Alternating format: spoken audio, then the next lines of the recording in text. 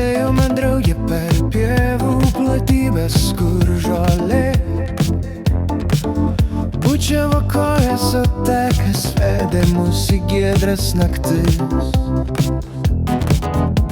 Kai buvai toli, ilgesio viltis krito lyg lapai rudenio, o tavo skausmą lyg vėjas norėjau priglaust prie savo delno.